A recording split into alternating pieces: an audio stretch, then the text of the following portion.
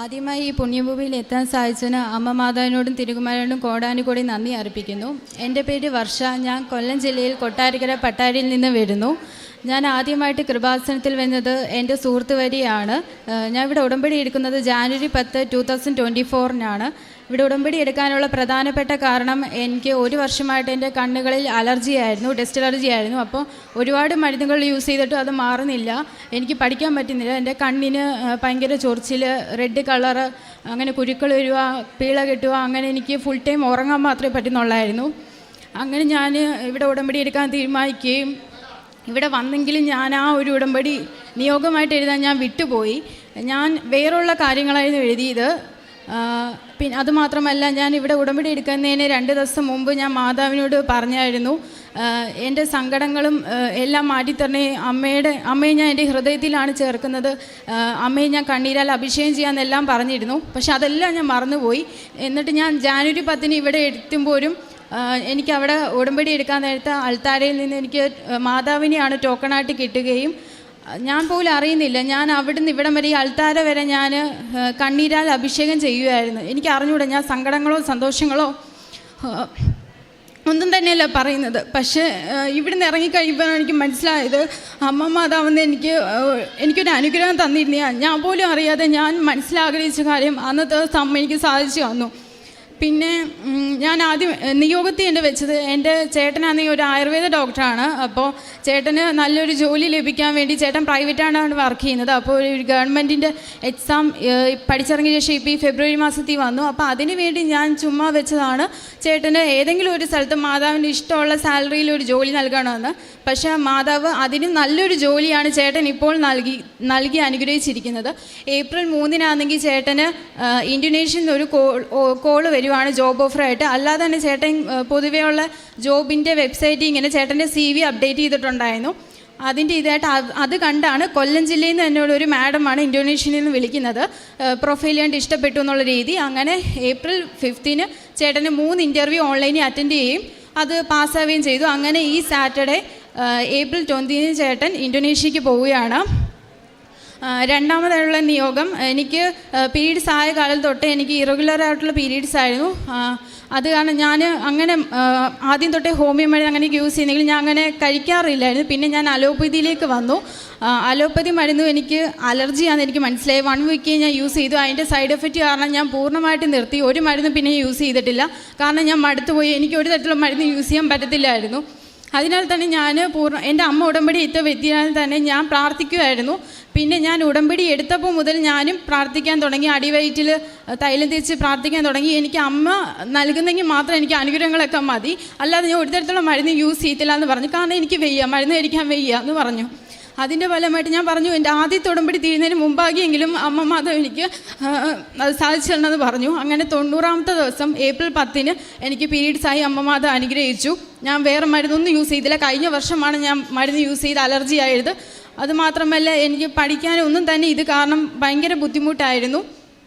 പിന്നെ ഞാൻ ഉടമ്പടിയിൽ ബാക്കി 4 കാര്യങ്ങൾ വെച്ചിരുന്നത് മാതാവും തിരുവനായിട്ടുള്ള ബന്ധം നിലനിർത്താനും പഠനവും പ്രേക്ഷിത പ്രവർത്തനവും ഒരുമിച്ച് കൊണ്ടുപോകാനും കുടുംബത്തിലെ സമാധാനം സന്തോഷം നിലനിർത്താനും ഒക്കെയായിരുന്നു. അതെല്ലാം മാതാവ് അനുഗ്രഹിച്ചു. പിന്നെ ഞാൻ നിയോഗത്തിൽ വെക്കാത്ത കുറേ കാര്യങ്ങളുണ്ട്. അതൊക്കെ ഞാൻ പ്രാർത്ഥന ദിവസവും ചെയ്യുമ്പോൾ ഞാനിങ്ങനെ വെറുതെ പറയുമായിരുന്നു, മാതാവ് തന്നാലായി, അത്രയേ ഉള്ളൂ, അല്ലാതെ ഞാൻ വെറുതെ ഇങ്ങനെ തരണം പറയത്തൊന്നുമില്ല. എന്ന് മാതാവ് തരുവാണെങ്കിൽ മതി എന്നുള്ള രീതി. എൻ്റെ കണ്ണുകളുടെ അലർജി ഞാൻ പറയുമായിരുന്നു. എൻ്റെ കണ്ണുകൾക്ക് സുഖം പ്രാപിക്കണം. ഞാൻ CA പഠിക്കുന്ന സ്റ്റുഡൻ്റാണ്, എനിക്ക് പഠിക്കാൻ പറ്റുന്നില്ല. വേറെയുള്ള പിള്ളേരെല്ലാം 24 മണിക്കൂർ പഠിക്കുമ്പോൾ എനിക്ക് മാത്രം ഒന്നും പഠിക്കാൻ പറ്റുന്നില്ല. ഞാൻ ഫുൾ ടൈം ഉറക്കമാണ്. എനിക്ക് കണ്ണുകളുടെ പ്രശ്നം കാരണം എനിക്കൊന്നും പഠിക്കാൻ പറ്റുന്നില്ല. അങ്ങനെ മാതാവ് എനിക്ക് കണ്ണുകളുടെയും പിന്നെ അതുപോലെ എനിക്ക് എനിക്ക് ഫുൾ ടൈം ചുമയായിരുന്നു. ഞാൻ അതിനൊന്നും തന്നെ മരുന്ന് യൂസ് ചെയ്യുന്നില്ലായിരുന്നു. ടോൺസിൽസ്, കണ്ണിൻ്റെ പ്രശ്നങ്ങൾ, ഇതെല്ലാം തന്നെയും മാതാവ് എനിക്ക് ഈ അടുത്തിടയ്ക്ക് എനിക്ക് സുഖപ്പെടുത്തി തന്നു. പക്ഷേ ഇതൊന്നും ഞാൻ അറിയുന്നില്ലായിരുന്നു. ഞാൻ അച്ഛൻ്റെ ഒരു ടോക്കിലൂടെ പറയുന്നുണ്ടായിരുന്നു അച്ഛൻ കണ്ണുകളെ സുഖപ്പെടുത്തുന്ന കാര്യമൊക്കെ. അപ്പം ഞാൻ ആഗ്രഹിച്ചു അത് എൻ്റെതായിരിക്കണമെന്ന്. പക്ഷേ അത് എൻ്റെതൊന്നും അല്ലായിരുന്നു. എങ്കിലും ഞാൻ പിന്നെ അതിനെക്കുറിച്ച് ചിന്തിക്കാതായി. അങ്ങനെ ചിന്തിക്കാതായപ്പോൾ തന്നെ ഞാൻ പിന്നീട് ഒരു ദിവസം വിചാരിച്ചു, ഇതൊന്നും എനിക്കിപ്പം വരുന്നില്ലല്ലോ, കണ്ണിൻ്റെ അസുഖങ്ങളില്ല, ഒരു തരത്തിൽ പ്രോബ്ലം വരുന്നില്ല, ചുമ വരുന്നില്ല, എൻ്റെ സൗണ്ട് ടോൺസിൽസ് ആണ്, സൗണ്ട് പോകുന്നില്ല, ഒന്നുമില്ല. അപ്പോൾ എനിക്ക് മനസ്സിലായി അതെല്ലാം എനിക്ക് പൂർണ്ണമായിട്ട് മാറി കിട്ടിയെന്ന്. അതേപോലെ തന്നെ അടുത്തതായിട്ട് നിയോത്തി വെക്കാത്ത കാര്യം തന്നെയാണ്. അതുപോലെ അച്ഛനായാലും പ്രോസ്റ്റേറ്റിയൻ പ്രോബ്ലം ഉണ്ടായിരുന്നു. അത് കാരണം എപ്പോഴും യൂറിനേഷന് വേണ്ടി അങ്ങനെ തോന്നുമായിരുന്നു. അതൊക്കെ ഇപ്പോൾ കുറഞ്ഞു. അതിൽ അമ്മയ്ക്ക് വേരിക്കോസിൻ്റെ പ്രോബ്ലം അതും ഇപ്പോൾ ഒരുപാട് കുറഞ്ഞു. ചേട്ടൻ്റെ ശരീരത്തിൽ സ്കിൻ ഡിസീസ് അതെല്ലാം ഉടമ്പടി തൈലമായിട്ടാണ് കുറഞ്ഞത്. പണ്ട് ഒരുപാട് മരുന്ന് യൂസ് ചെയ്തിട്ടുണ്ടെങ്കിൽ അതൊന്നും തന്നെ ബലം ചെയ്തിരുന്നില്ല. എൻ്റെ കുടുംബത്തിൽ ഞാൻ കണ്ടതെന്ന് വെച്ചാൽ ഈ ഉടമ്പടി തൈലം മൂലം മാത്രമാണ് എല്ലാം മാറി കിട്ടിയത്. അല്ലാതെ മരുന്നുകളുടെ ഇത് മൂലമല്ല.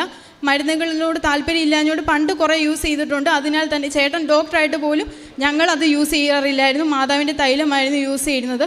അങ്ങനെ ഒരുപാട് അമ്മ മാതാവ് അനുഗ്രഹിച്ചിട്ടുണ്ട്. പിന്നെ കാരുണ്യ പ്രവർത്തികളാണെങ്കിൽ വൃദ്ധസദനത്തിൽ പോവുകയും അവർക്ക് സാമ്പത്തികമായിട്ടുള്ള ഫുഡിന് വേണ്ടിയുള്ള പൈസ കൊടുക്കുകയും അതുപോലെ പത്രങ്ങൾ വിതരണം ചെയ്യുക.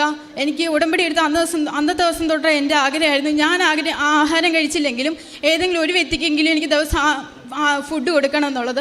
അതിനാൽ തന്നെ ഞാൻ പിറ്റേ ദിവസം മുതൽ ഞാൻ എല്ലാ ദിവസവും ഓരോ വ്യക്തിക്ക് അർഹതപ്പെട്ട ഒരു വ്യക്തിക്ക് വേണ്ടി ഞാൻ ഫുഡ് കൊടുക്കാറുണ്ട്. ഞാനും എൻ്റെ അച്ഛനും കൂടെ പോകും. അങ്ങനെ ഒരു വ്യക്തിയെ കണ്ടുമുട്ടാറേ ഇല്ല. പക്ഷേ കിലോമീറ്ററുകൾ താണ്ടിയാലും പോയി ഒരു വ്യക്തിക്കെങ്കിലും ഫുഡ് കൊടുക്കുമായിരുന്നു. അങ്ങനെ ഒരു ദിവസം ദുഃഖവെള്ളിയുടെ അന്ന് ഇതുപോലെ രാവിലെ പോകാൻ പറ്റിയില്ല. അപ്പോൾ ഉച്ചയ്ക്കാണ് പോയത്. നട്ടുവെയിലത്ത് അച്ഛനാകെ ക്ഷീണിച്ച് തളർന്ന് വന്നിട്ടെങ്കിലും അച്ഛൻ എൻ്റെ കൂടെ ഒരു തരത്തിലുള്ള ബുദ്ധിമുട്ട് പറയാൻ എൻ്റെ കൂടെ വരുമായിരുന്നു. അന്നും ഇതുപോലെ ഭയങ്കര തിളച്ച് ചൂടായാലും അച്ഛനൊട്ടും വയ്യ. അപ്പം ഞാൻ പറഞ്ഞു, മാതാവ് ഈ ചൂട് മാറ്റി തണുപ്പ് നൽകണമേ, ശരീരത്തിന് കവചമാവണേ എന്നൊക്കെ പറഞ്ഞു. അതുപോലെ തന്നെ കുറച്ച് നിമിഷം കഴിഞ്ഞപ്പോൾ ആ നട്ടുച്ച വെയിലത്ത് തന്നെ അന്തരീക്ഷത്തിൽ ഒരു തരത്തിലുള്ള ചൂടുമില്ല, തണുപ്പ് എനിക്ക് ഏറ്റി. അപ്പോൾ എനിക്ക് മനസ്സിലായി അച്ഛൻ്റെ ശരീരത്തും അപ്പോൾ എനിക്ക് ഏറ്റെങ്കിൽ അച്ഛൻ്റെ ശരീരത്തും തണുപ്പ് ഏറ്റുകയാണ്. ഫുള്ള് തണുപ്പുള്ള അന്തരീക്ഷമായിരുന്നു. അർഹതപ്പെട്ട വ്യക്തിക്ക് കൊടുക്കുകയും തിരിച്ച് വീട്ടിൽ വരുന്നവരെ ആ വെയിലൊന്നും തന്നെ ഇല്ലായിരുന്നു. അതുപോലെ തന്നെ ഒരുപാട് അനുഗ്രഹം അമ്മമാർ ചെയ്തിട്ടുണ്ട്. പിന്നെ ബുധനും ശനി ഞാൻ മുടങ്ങാതെ ഉപവാസം എടുക്കും.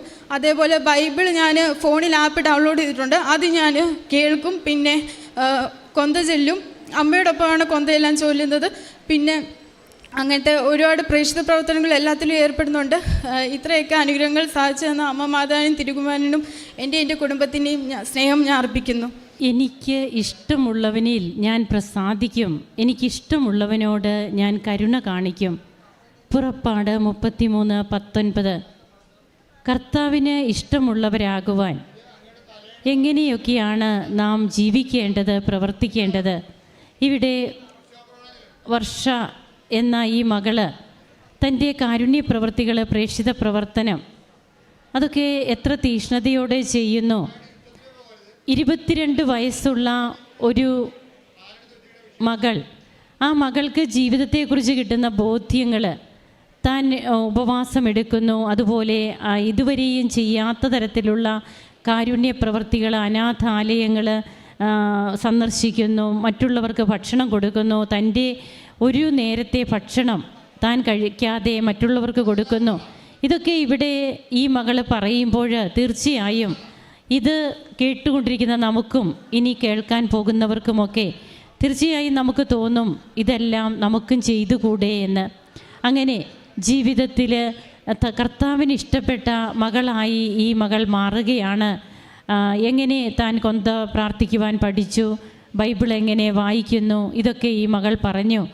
വീട്ടിൽ ഡോക്ടർ ഉണ്ടായിട്ടും ഞങ്ങൾ മരുന്നൊന്നുമല്ല പ്രധാനമായിട്ട് കാണുന്നത്, ഞങ്ങൾക്ക് വിശേഷ വിധിയായിട്ട് ഞങ്ങൾ ഉപയോഗിക്കുന്നത് ഉടമ്പടി തൈലമാണ്. അങ്ങനെ CA പഠിക്കുന്ന ഈ മകളുടെ കണ്ണിൻ്റെ അസ്വസ്ഥതകൾ അതൊക്കെ മാറുന്നതും ഓരോ കാര്യങ്ങളും ഇവിടെ ഈ മകൾ വ്യക്തമായി പറഞ്ഞു കഴിഞ്ഞു. നമുക്ക് നമ്മുടെ ജീവിതത്തെ ദൈവതിരുക്കരങ്ങളിൽ സമർപ്പിക്കാം. കർത്താവിന് ഇഷ്ടപ്പെട്ടവരായി തീരുവാൻ നമ്മെയും യോഗ്യരാക്കണമേ എന്ന് നമുക്ക് പ്രാർത്ഥിക്കാം.